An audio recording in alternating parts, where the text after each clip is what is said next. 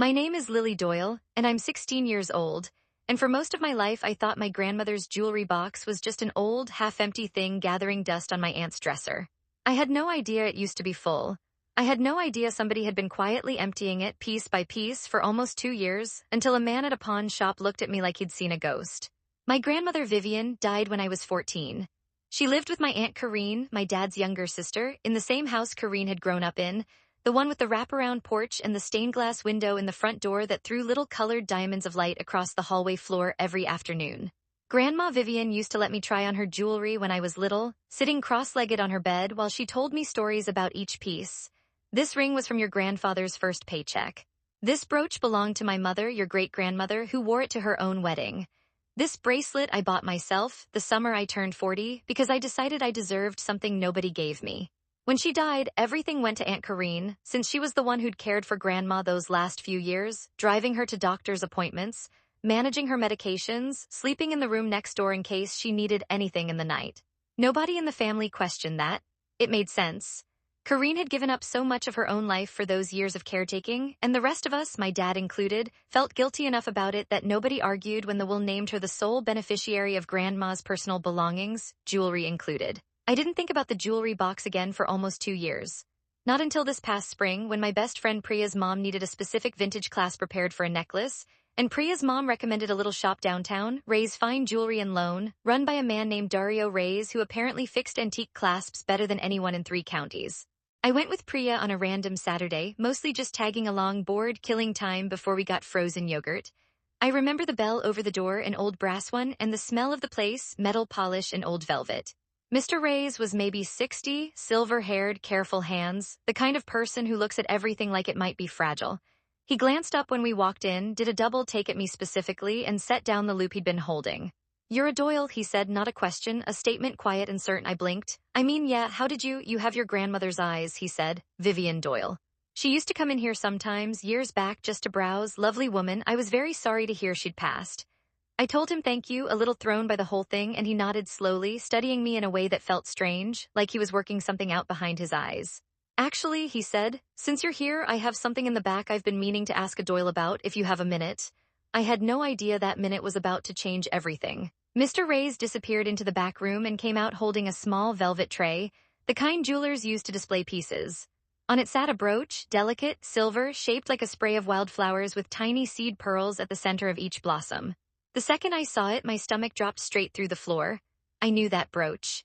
I'd held that exact brooch sitting cross-legged on Grandma Vivian's bed when I was maybe 11 years old, listening to her tell me it had belonged to her mother, my great-grandmother, who'd worn it to her own wedding almost 70 years ago. "This came into my shop about 4 months ago," Mr. Reyes said carefully, watching my face. "A young woman brought it in, said it was a family piece she needed to sell.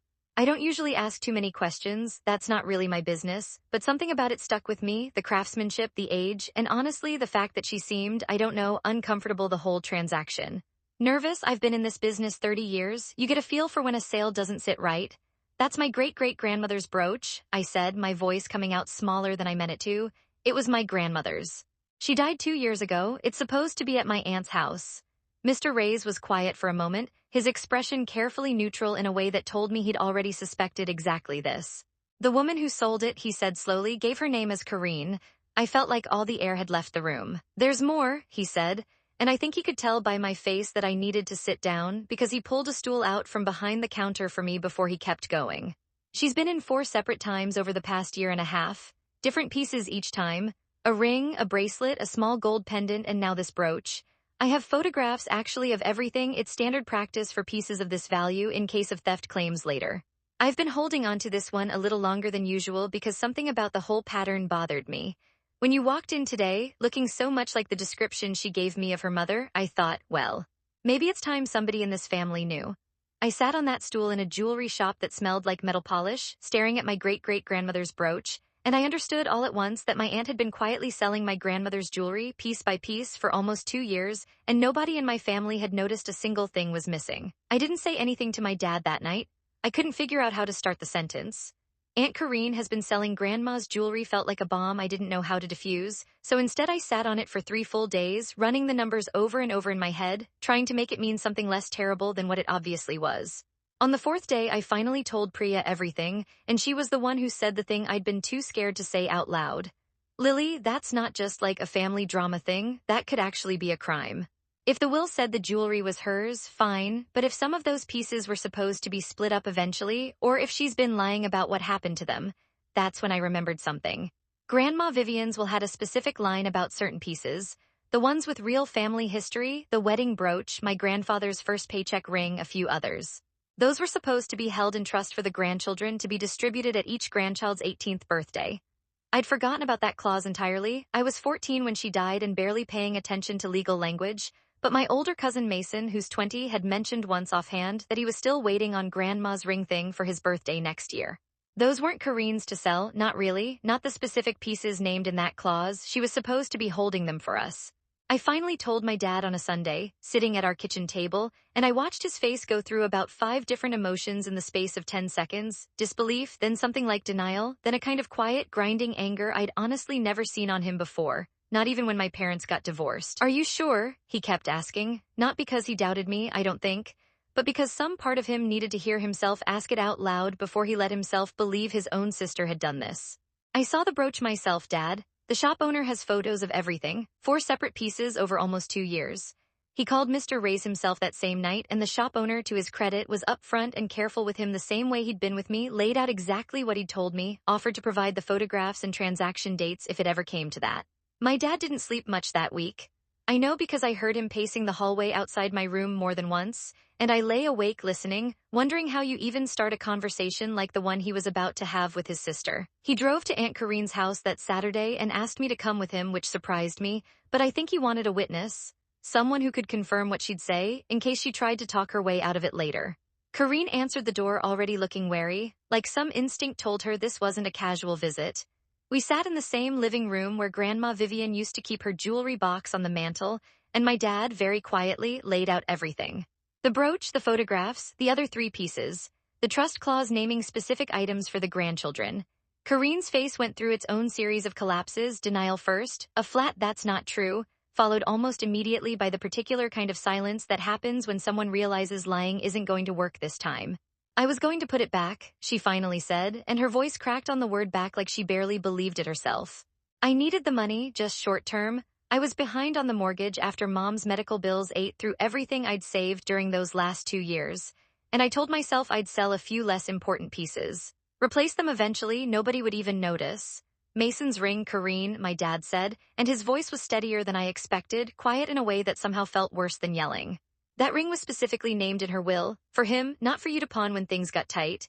I know, she said, and she started crying then, real crying, not performance crying, the kind that comes from someone who's been carrying something heavy and alone for a long time and finally has to set it down in front of people. I know, I've hated myself every single time I walked into that shop. I told myself it was temporary. I told myself I'd earn some of it anyway after everything I gave up taking care of her. But that's not an excuse, is it? It's not. No, my dad said, it's not. What happened over the following weeks was less dramatic than I expected and somehow harder to sit with. There was no police report, no courtroom scene, mostly because my dad decided, after a long conversation with a family law attorney, that pursuing it as a criminal matter would tear the family apart in a way none of us could undo. And because Corinne, unlike some people might in that situation, didn't fight it once she'd been caught.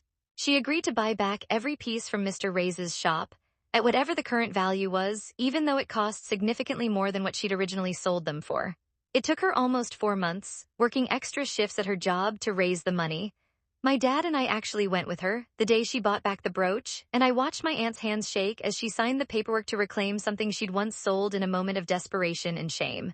The trust clause got amended, with a lawyer's help, so that the remaining named pieces, the ones not yet distributed, would be held by a neutral third party, my dad actually, instead of Corinne, until each grandchild turned 18.